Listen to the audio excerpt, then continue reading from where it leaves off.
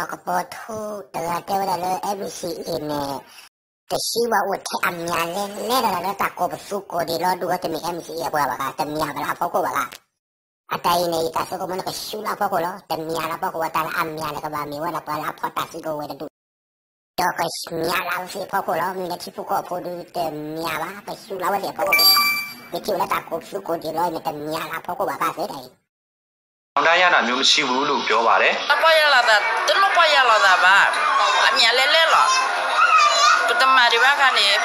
ဘဒူလာတာပခါလာတာပဲဟဲ့ရောလာပဲ။ဒီနှစ်ပေါင်း60ကျော်ပြည်တွင်းစီးကိုဆန္ဒထုတ်ဖော်ပြောဆိုနေတဲ့လမ်းမှာစစ်တပ်ကစစ်ရေးတွေလို့ပဲပြောရမှာလားတော့မသိတော့ပါဘူး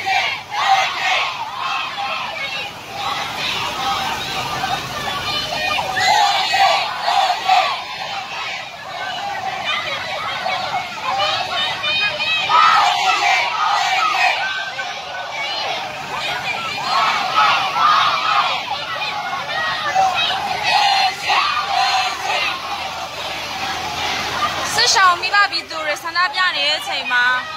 စစ်တပ်ကလည်းလာပါတယ်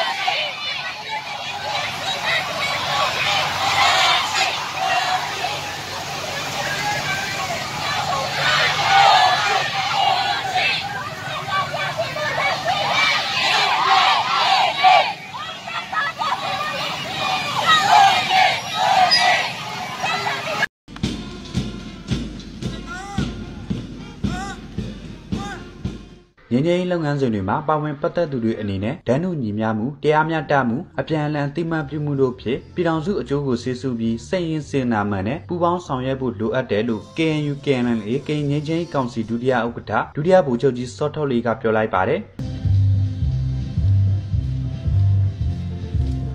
82နှစ်မြောက်ကရင်မျိုးသားနေ့နဲ့73ကြိမ်မြောက်ကရင်ငင်းချင်းကောင်စီနေ့အခမ်းအနားမှာပြောကြားသွားခဲ့တာပါဒီအခမ်းအနားကိုဒီကနေ့ဖေဖော်ဝါရီ17ရက်နေ့မနေ့ပိုင်းကကရင်ပြည်နယ်ကော့ကရိတ်မြို့နယ်ထုတ်ကော့ကိုကြီးရွာမှာပြုလုပ်ခဲ့ပါတယ်။အခက်အခဲစိန်ခေါ်မှုတွေမြင့်တို့စစ်စီကမှုနိုင်ငံရေးပြဿနာတွေအားလုံးကိုတွစ်ဆုပ်ဆွေးနွေးအပြေစာခြင်းကလည်းပြည်ထောင်စုအတွင်းနှစ်ပေါင်းများစွာဖြစ်ပွားခဲ့တဲ့ပြည်တွင်းစစ်ကိုအပြီးတိုင်ချုပ်ငြိမ်းစေနိုင်မယ်လို့ယုံကြည်ကြောင်းဒုတိယဗိုလ်ချုပ်ကြီးစောထုတ်လေးကဆိုပါတယ်။ဒါအပြင်အမျှော်မြင်စစ်စစ်နဲ့ချစ်ခင်စီလုံးမှုကိုအခြေခံတဲ့တွစ်ဆုပ်ဆွေးနွေးအပြေစာခြင်းကသာလျှင်မိမိတို့နိုင်ငံအားဒီမိုကရေစီရေးမြို့သားတန်းတူရေးနဲ့ကိုယ်ပိုင်ပြဋ္ဌာန်းခွင့်အပြည့်အဝရှိတဲ့ဒီမိုကရေစီဖက်ဒရယ်စနစ်ကိုအခြေခံတဲ့ပြည်ထောင်စုကိုတည်ဆောက်ရယူနိုင်မှာလို့ဆိုပါတယ်။ကရင်ငင်းချင်းကောင်စီကဒေါက်တာနကပထူးကတော့ငင်းချင်းရယူမှုနဲ့တနိုင်ငံလုံးပြစ်ခတ်ရက်စဲရေးသဘောတူစာချုပ် NC ကိုလက်မှတ်ထိုးလိုက်တဲ့အပေါ်မှာမိမိတို့အနေနဲ့နောင်တရတာမျိုးမရှိဘူးလို့ပြောပါတယ်။အပေါ်ရလာတာတလို့ပေါ်ရလာတာပါ။အမြဲလဲလော။ပထမဒီဘက်ကနေဘဒူလာတာပခါလာတာပဲဟဲ့ရောလာပဲဒီနှစ်ပေါင်း60ကျော်ပြည်တွင်းစီးကိုမျက်မြင်ကိုတွေ့ကြုံတွေ့ခံစားလာခဲ့ရလို့ဖြစ်တယ်ဘလောက်ဆင်းရဲလဲဘလောက်ဒုက္ခတဲ့ပြည်သူလူတွေဘလောက်တိခိုင်နေတာမှုရှိလဲဆိုတာကျွန်တော်တို့တွေ့လာခဲ့တယ်အဲ့ဒီကနေစပြီးတော့ကျွန်တော်တို့အပြေးခါကြစမယ်နေချင်လုပ်မယ်နိုင်ငံရေးပြဿနာကိုနိုင်ငံရေးပြုစုဆွေးနွေးခြင်းနည်းနဲ့အဖြေရှာမယ်ပြီးလို့ရှိရင်ထောင်ရညီချမ်းကြီးကိုအမှန်ကန်ချက်ပေးနိုင်တဲ့စစ်မှန်သောဖက်ဒရယ်ပြည်ထောင်စုကိုတည်ဆောက်မယ်ဆိုတာကျွန်တော်တို့ရည်ရွယ်ချက်အဲ့ဒီလိုမျိုးဆောင်ရွက်တဲ့အခါမှာကျွန်တော်တို့ NCA စာချုပ်မှာရောဒီ bilateral agreement မှာရောကျွန်တော်တို့လက်ထက်ကျွန်တော်တို့လက်ထက်မှာပဲဒါရှိနေတဲ့အတွက်ကြောင့်မလို့ကျွန်တော်တို့အနေနဲ့ဒါမူလငကူမူအတိုင်းပဲဆက်သွားနိုင်တဲ့အတွက်ကြောင့်ကျွန်တော်တို့အနေနဲ့ကတော့ဟိုအခက်ခဲနောင်တရဆရာကြီးလို့မြင်ပါဘူးတခုကတော့ဒီပေါ့ကျွန်တော်တို့အတွက်အကျိုးအများတွေပါတယ်အများကြီးရှိပါတယ်နံပါတ်1စစ်ပွဲတွေပါတယ်မဖြစ်တော့တဲ့အခါကျတော့ကျွန်တော်တို့ရဲ့ပြည်သူလူထုတွေဟာနေချမ်းနဲ့နေထိုင်ရတယ်သူ့ရဲ့ထိုက်တန်တဲ့ဖွံ့ဖြိုးတိုးတက်မှုလည်းကျွန်တော်တို့လုပ်နိုင်တယ်အဲ့ဒါတစ်ချက်ရဲ့နောက်ပြီးတော့ကျွန်တော်တို့ပြည်တော်စုကလူလိုက်ရတဲ့တခါမှမငြိမ်းချမ်းခဲ့ဘူးဒါပေမဲ့အခုလည်းငြိမ်းချမ်းပြီလားဆိုတော့မငြိမ်းချမ်းသေးပါဘူးငြိမ်းချမ်းမရသေးပါဘူးဒါပေမဲ့ငြိမ်းချမ်းဖို့ရဖို့မျှော်လင့်ချက်ဆိုတာတော့ကျွန်တော်တို့စီမှာရှင်းတန်နေတော့ဗျ NCA လမ်းကြောင်းအရကျွန်တော်တို့ကနိုင်ငံရေးပြဿနာများကိုနိုင်ငံရေးတွဲဆုံဆွေးနွေးခြင်းနည်းနဲ့စူးစမ်းအပြေရှာပြီးတော့တနည်းကြရင်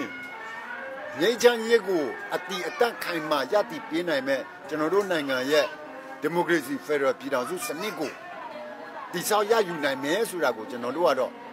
ဒါဘယ်လိုပြောလဲရည်ရွယ်ချက်